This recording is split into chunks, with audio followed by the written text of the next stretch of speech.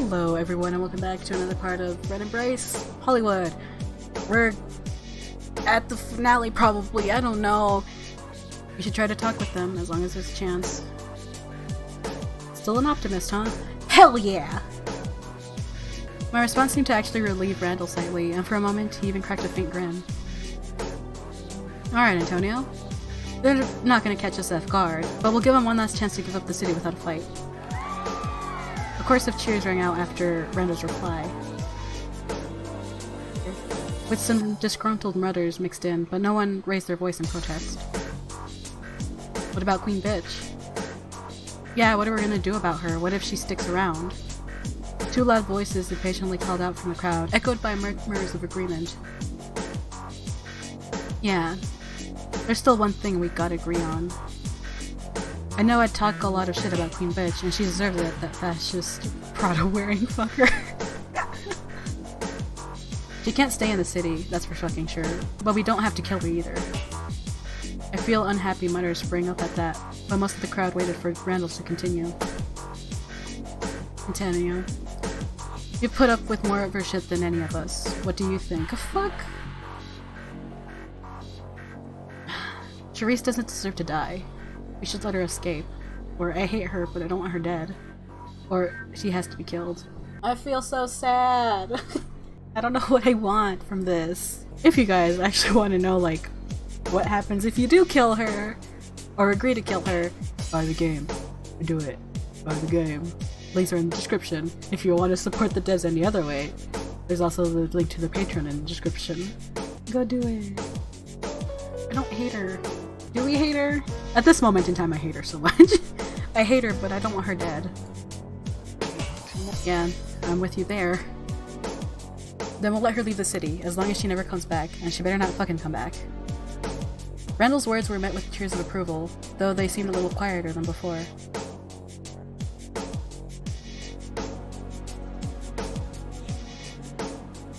When tomorrow comes and we face them all head-on as a unified group, that means the real revolution is finally here. And it doesn't matter how many Iscaria goals there are, or how much blood we lose, or how long we have to struggle for our rights. Because nothing can stop us now. As Randall's last words echoed through the garage, a chorus of frenzied cheers and yells surrounded us. But finally the group began to disperse, heading off to prepare weapons or settle down for rest before morning. Randall was still standing beside me, his eyes closed in a brooding look. I'll be ready for tomorrow, Randall. On what may, or are you feeling okay, or... Wait, what about Andre? Yeah, I was thinking about, like, what about... Because we like, after that first interaction with Andre, we never saw him again. Wait, what about Andre? Andre... If we catch him, he's gone. That one's not up for debate. There was a sharp finality in his voice, although the hardness in his voice didn't seem aimed at me. Come here for a second, Antonio. I want to talk to you.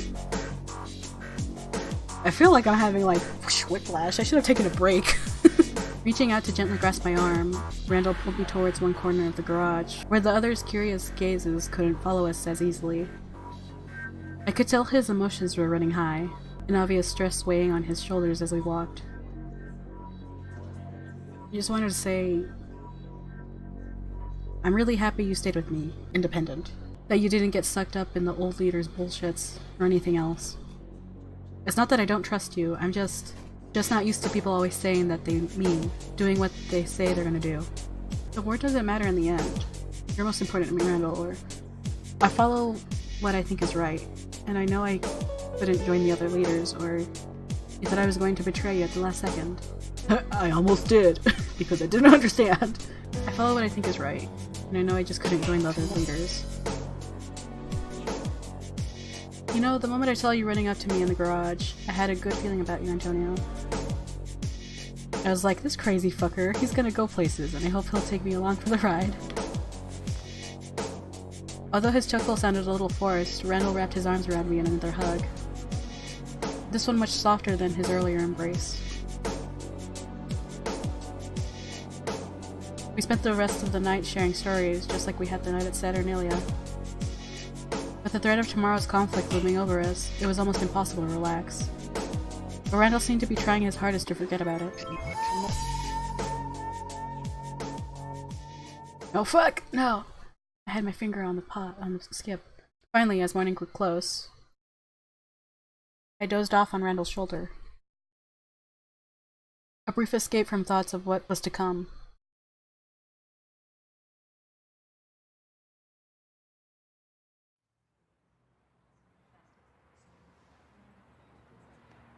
The smell of anxiety and bloodlust hung in the air. Mavar lurked in the alley on either side of me, murmuring among themselves quietly. As prepared as we were, it still felt like anything could happen at any moment. But the minutes dragged on in silence. An hour earlier, we'd all left the parking garage together. No one wanted to stay behind. Some of the rebels went back to Santa Monica, setting up preparations at the house in case we needed to fall back. The rest of our group insisted I come with them, so I split off with a smaller force to defend the Mavar hideout in Hollywood. In the end, I decided to fight in the battle myself, or stay nearby ready to help or negotiate. This one. Negotiation, baby! I didn't intend to involve myself in the fight, but it could still be useful. If anyone needed help, or if there was a chance for negotiations, I'd be able to step in. And one of those things had to happen.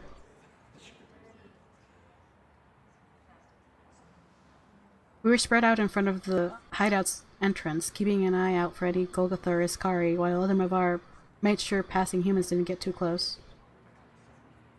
A street or two away, Randall was waiting with another group, ready to protect and secure our escape route, if we needed it. Everyone had their weapons, but their instructions were not to attack on sight. There was still a chance for a last-minute ceasefire. Wait. What's that? Huh? What was what? That movement. Like a blurry scent close by. I glanced up to see two guards at the end of the alley muttering to each other. Uh-oh. What the hell? It's huge. It's coming this way. On the right? On the left. What the fuck are you? Get down! Oh shit! They dove to the ground, right as two bullets flew past. At that exact moment, out of nowhere I felt two giant presences suddenly approaching us. For a split second, everyone around me looked paralyzed, petrified in fear. It was closing in on us from both sides, thundering footsteps getting louder, crushing us like trapped insects. Oh Jesus! Within seconds, a cataclysmic fight exploded in front of me. All I could see was gunfire and streaks of blood. Everywhere I looked, corpses were already falling, pools of blood splattering the asphalt. Shrieks and howls blending into one constant roar, and the stench of death clogged my senses. There's a lot of noises happening! Unlike at the club, no one targeted me. They were just charging the first enemy they saw. Oh no. But the deaths were too fast. Bullets shattering skulls, claws ripping open throats, brains smashed into the ground. Blood splattered my face, my clothes, as the carnage around me raged on and on. Help me. A hand weakly grabbed my leg, fingers scrabbling against it. I looked down to see a vampire who charged in with us, but his chest was torn open. Oh god, and through his shattered ribs I could see his unbeating heart. Pull him in, grab him and pull him to safety, put him out of his misery, move back. Oh, my bleeding heart! Grab him and pull him to safety. I bent down to snatch up his arms, trying to pull him out of the fight. As I hurriedly pulled his body towards the wall, I gazed at him in the neck. And I saw his mouth trying to form words. Why? Blood dripped from his lips, eyes wide and stupefied as they stared into mine. Why aren't you fighting? Not a fighter. I don't believe in it. Or ... What don't I believe, though? There's silence. I don't believe in it. If you fought with me, maybe I've lived. I watched as his torn body convulsed, fingers tearing at his own exposed fat and tissue. Until he suddenly stopped, his dull lifeless eyes still fixed on my face. I don't know what that means. what that meant. Oh no. I'm like, I don't know. The air blended into a cacophony of laughter, roars, and screams. Gleeful and horrified, like sounds rising from hell. Some vampires had already given up, turning tail and fleeing for their lives. Others were trying to claw their way to safety, only to get cut down before they could escape. Each time I blinked, I saw a different body fall down. More and more, piling up on the ground in heaps of entrails, scattered bones, crushed organs. Dead friends, dead enemies, and corpses beyond recognition. God. But in death, all of them look the same.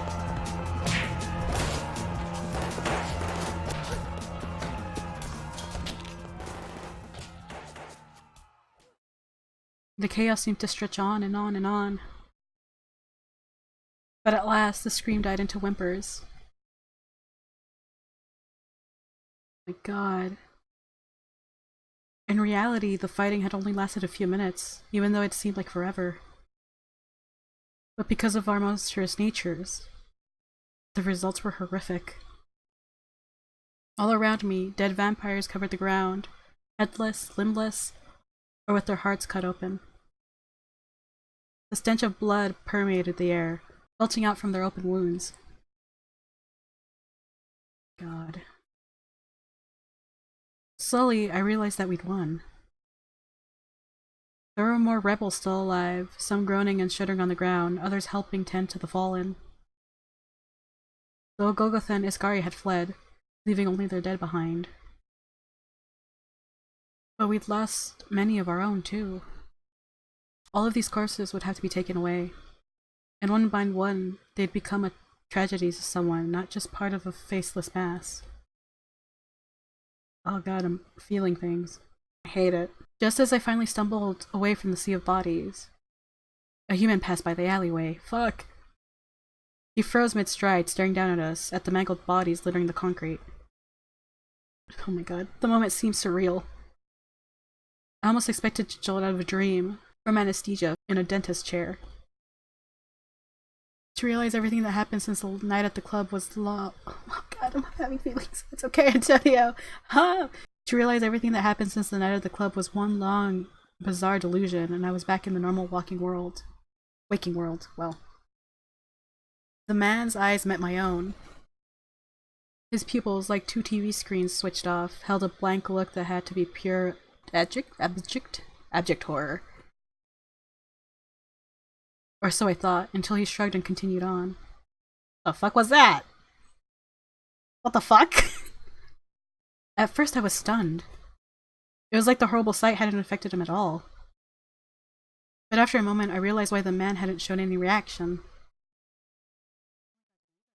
Oh my God, he must have thought he wandered past a movie set. Thank God, Hollywood! And somewhere, there are eagerly rolling cameras panning slowly across the bleeding corpses to capture every cinematic drop. Because after all, this was Hollywood. Holy shit! And holy fuck, he's so hot. Man, I didn't know you had such a thing for Iskari. What would Randall say? He'd probably punch me in the face.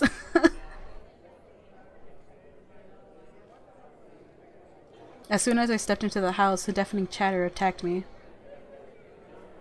It was entirely packed tonight, without a single inch of empty floor space. That was normal these days. I worked my way through the crowd, heading towards the back room. I didn't come here tonight to mingle with the Mavar. There was someone else I wanted to see.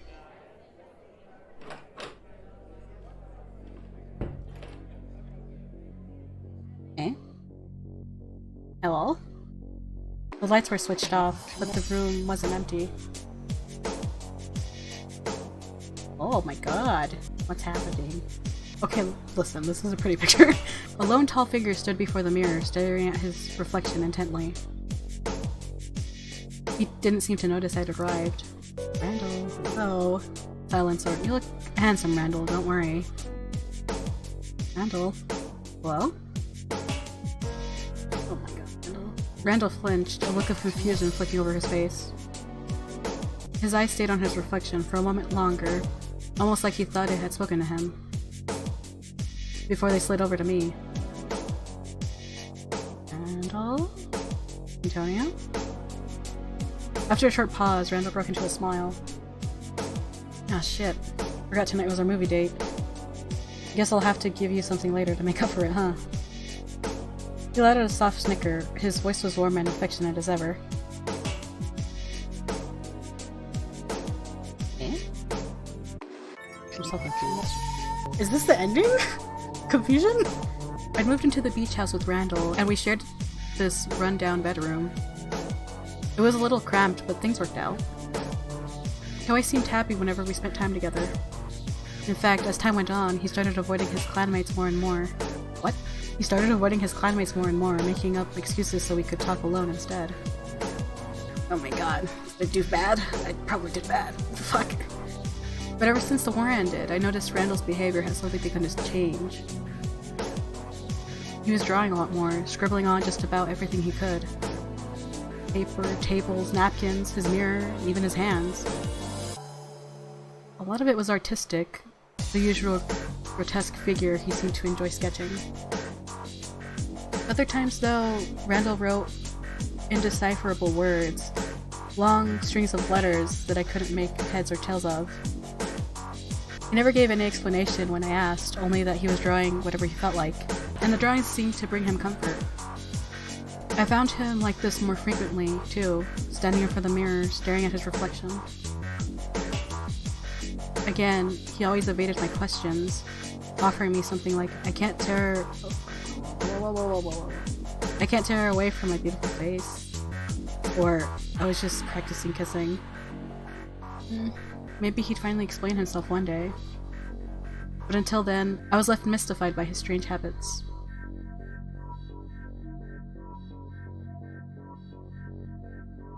I'm so confused. Somehow several months had flown by. After the huge fight, we let Charisse escape the city, along with the large group of Iskari still loyal to her. The last we'd heard, she was heading down to San Diego, which had a fairly small cover and no real leader. Nothing bad could happen there, surely. As for Andre, nobody was able to catch him. He must have left LA right after the final fight, with a large number of Golgotha falling behind. Randall was furious when he found out. For weeks afterwards, he sent search parties to comb the surrounding cities for Andre. To no avail. Eventually, Randall seemed to forget about him. Mentioning Andre's name still made him stiffen, but he didn't have the same violent reaction as before. Though I had a feeling he was always at the back of Randall's mind.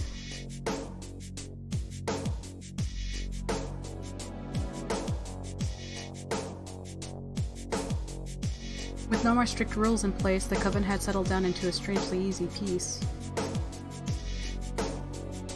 Although Randall's clan of rebels didn't technically exist anymore, the number of vampires who looked up to him seemed to grow every night. Some of the Iskari and Golgotha even gravitated towards him, drawn by the increasing amount of stories and legends people shared. But as the war's chaotic nights slowly faded into a distant memory, it seemed like Randall would never escape the role of leader. The leader everyone wanted him to be. People always came to him with problems, begging him to fix them, or offering new ideas for laws to keep the Coven safe. Others wanted Randall to help liberate covens from Iskari rule, like the one in San Francisco, or to use his power to influence other leaders. And amidst all that attention, adoration, and the undying stream of demanding voices, the only voice I never seemed to hear was Randall's. Did I fuck up? I probably did. I was expecting it. As for David, oh my god. Even though I told him to leave, a part of me expected him to come back, but he never did. I hope he's not dead. Instead... Oh, fuck. Ow, no, wait! Fuck! No! Someone told me they saw him with another vampire, a man who'd apparently taken him in as a pet. Fuck. After that, we never encountered each other again. I messed up!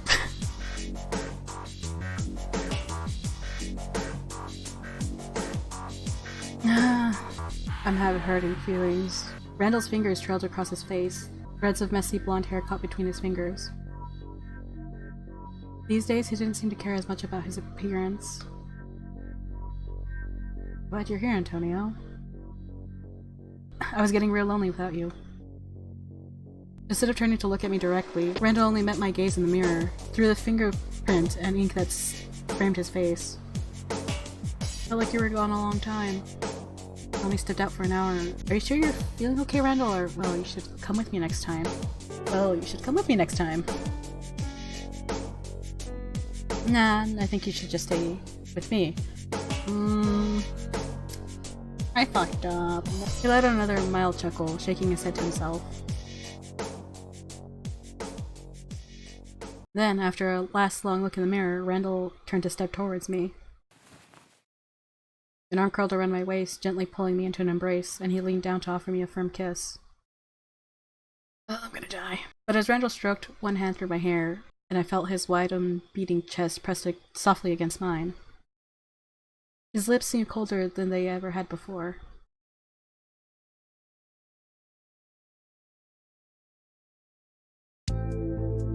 Well, that's the end.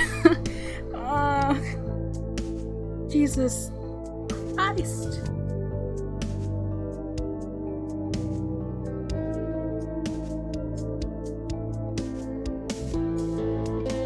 I'm gonna let the credits run and I'll just sit here and be like, the fuck? What the fuck? I broke him!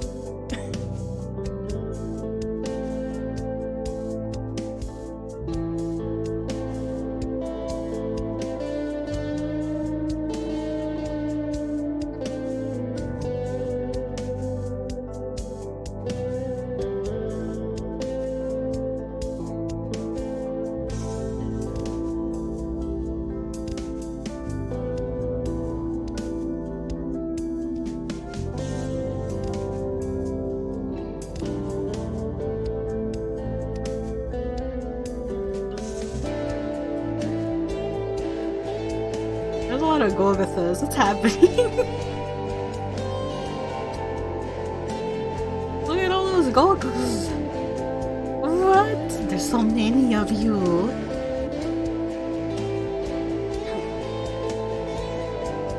This is in alphabetical order, and it does things to me.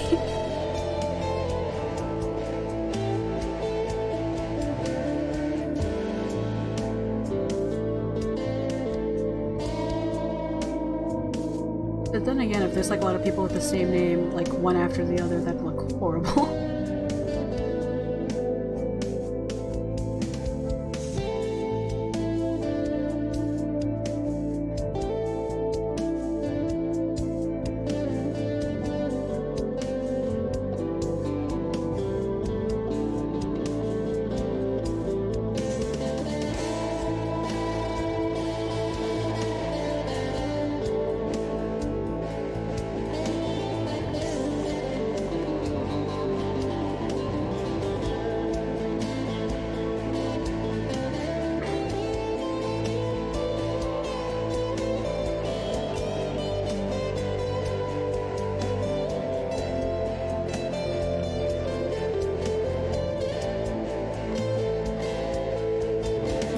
I'm like looking at him because I'm like, is my name in here? Did I? I did.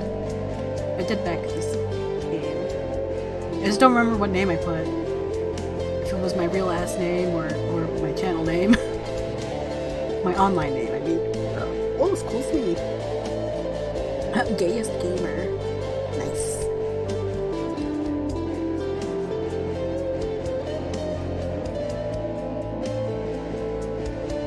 Hey, there's me! Look, it's me! Nice! It's Kari, obviously.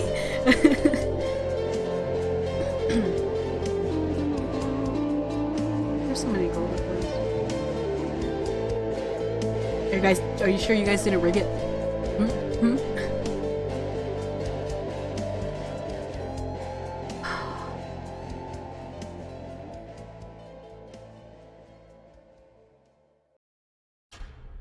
Whoa.